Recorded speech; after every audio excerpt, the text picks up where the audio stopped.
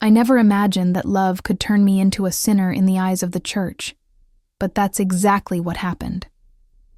If you want to know how everything began, subscribe now and leave a comment. I'd love to hear where you're watching from. You won't believe what's coming next. I'm 80 years old now, and I've seen a lot in my lifetime. But there's one story I've carried for over 2 decades. A story I've never told anyone but myself. And today, I'm finally ready to share it. They called me a temptation. The church called me a sin. But all I ever did was fall in love. With Tai, a priest. Yes, you heard that right. I was expelled from the only spiritual home I'd ever known because of love. Not lust, not scandal. Love. This is not a story about betrayal or rebellion. It's about connection, truth, and the price we pay when our hearts go against the rules. If you're ready to hear something raw, real, and unforgettable, keep watching. My name is Margaret. I've lived in the same small town in Pennsylvania all my life. After my husband passed away 10 years earlier, I found comfort in routine. Sunday Mass, Bible study, helping out at the church kitchen. Faith was my anchor. I wasn't looking for anything new. In fact, I thought my life had settled into quiet solitude.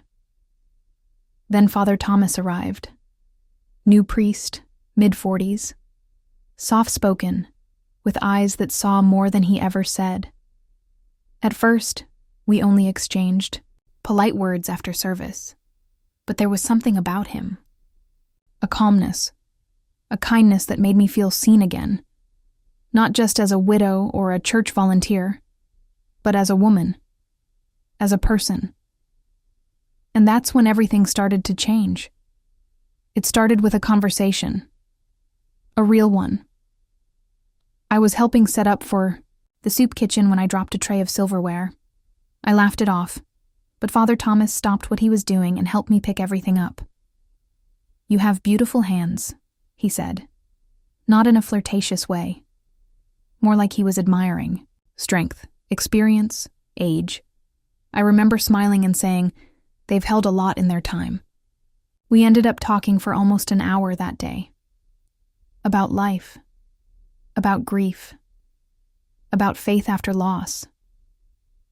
No one had looked at me like that in years. Like I still mattered. Like I was still alive inside. And from that moment on, something shifted. I didn't know it yet. But this man was about to change my life forever. It was a rainy Sunday afternoon when I saw him outside the church, standing under the old oak tree near the cemetery. He wasn't supposed to be there. The service had ended, and everyone had gone home. But there he was, just standing still, watching the rain fall on the graves. I walked over, holding my umbrella tightly. "You'll catch a chill out here," I said. He smiled faintly. "I like the rain. It makes everything feel softer." We stood there together, not saying much at first, just listening to the drops hit the leaves and the ground. And somehow, in that silence, I felt closer to him than I had with anyone in years. He told me about his mother's grave, far away in another state. How he visits every year but never feels like he says what he needs to. I told him about my husband, how sometimes I still talk to him when I light a candle in church. That moment was the first time I felt something I thought I'd lost forever. Connection. Not just friendship or comfort. Something deeper. Something real. And though we didn't say it out loud, I think we both knew. This was the beginning of something neither of us could control. After that rainy afternoon, something in me started to shift. I found myself thinking about Father Thomas more often. Not in a wild or reckless way, but with a quiet longing. A need to understand him, to know his thoughts, his fears, his joys. We began meeting more frequently, always under the guise of church duties. He'd ask for my help, organizing donations, or we'd walk through the cemetery together after Mass. And every time, there was this unspoken tension between us, not sexual, but emotional, like two souls reaching for something they thought they'd lost. One day he looked at me and said, "You remind me of who I used to be." I didn't ask what he meant. I already knew. He was carrying something heavy. Not just faith, but duty. The weight of silence. And somehow, in our conversations, he found relief. For me, it was different. I felt alive again. Not like the woman everyone saw, the quiet widow, the kind volunteer. With him, I was Margaret. Just Margaret. Full of stories, pain, laughter, and dreams I thought were long gone. I wasn't falling in love with a priest. I was falling in love with a man who made me feel human again. Our conversations became longer, deeper. We talked about everything. Our pasts, our regrets, the things we missed most. He told me how he'd wanted to be a writer before entering the seminary. I shared how, after my husband died, I stopped writing in my journal because it felt like no one was listening anymore. One evening, after helping with the church's food drive, he handed me a small notebook. "Maybe now someone is," he said, softly. That moment changed something. It wasn't just kindness. It was intimacy. The kind that doesn't need touch to feel real. We started walking together every Sunday after Mass. Sometimes we didn't even speak. We just walked, side by side, through the old streets near the parish. And in those silences, I felt closer to him than I ever had with words. People began to notice. A few church members gave us strange looks. One woman even pulled me aside and said, "Be careful, Margaret. Some things aren't meant to be." But I couldn't stop. Because for the first time in years, I wasn't just surviving. I was living. And though we never crossed any lines, I could see it in his eyes. He felt it too. We were falling for each other. Slowly, quietly, and unavoidably. One afternoon, after our usual walk, he stopped at the church steps and said, "I don't know what this is anymore." His voice was quiet, almost afraid. I looked at him and realized he was waiting for me to decide, to pull back, or to push forward. So I did something I hadn't done in years. I took control of my own heart. I reached out and gently touched his hand, just for a second, but it was enough. "Maybe we're not supposed to have all the answers," I whispered. He didn't pull away, and in that moment, everything changed. We weren't just two people having conversations anymore. We were choosing each other, even if we didn't know where it would lead.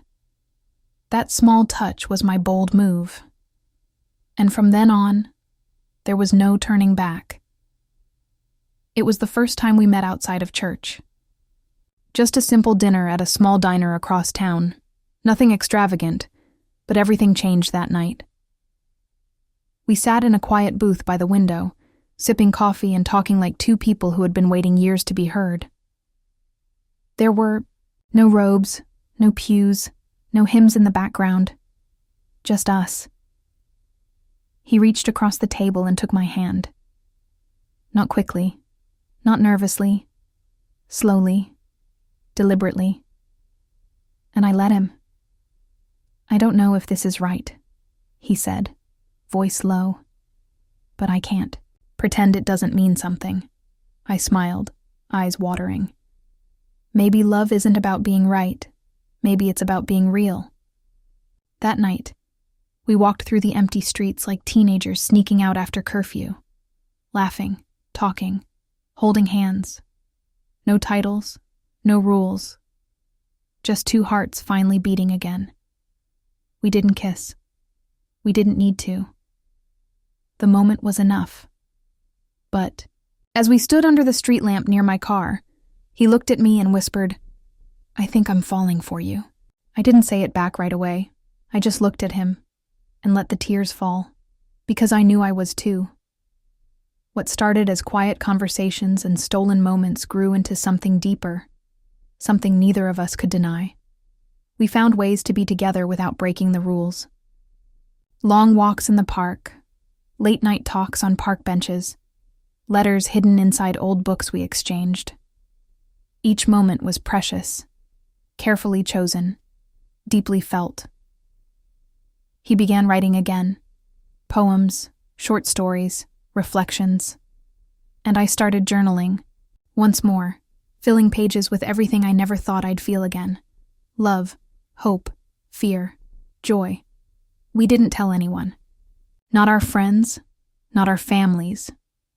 We lived in two worlds, one where he was Father Thomas, the devoted priest, and I was Margaret, the faithful parishioner, and another, secret world where we were just us. But secrets don't stay hidden forever. Someone saw us holding hands outside the diner. Another noticed how often we lingered after Mass. Whispers started. Questions followed. One Sunday, a member of the parish pulled me aside and said, "You should know what people are saying." I smiled politely and walked away, but my heart was already racing. The church is small. Rumors travel fast. A few weeks later, Father Thomas was called in for a meeting with the bishop, and that's when everything began to fall apart. I still remember the day they called me into the church office. The bishop was there. So were two elders from the parish. They didn't look at me with anger, just disappointment. "You've brought scandal to this house of God," one of them said. I didn't argue. I couldn't, because to them, it was a scandal. But to me, it was love. I was asked to leave the congregation. No formal excommunication, just quiet removal. My name removed from the registry. My volunteer work ended. My seat in the pew, gone. Father Thomas was transferred weeks later. We never got to say goodbye. People forget quickly, but I never did. I don't regret what we had. It changed me. Taught me that even at 80, the heart can surprise you. That love doesn't follow rules, not age, not titles, not tradition. And if given the chance again, I'd choose us all over.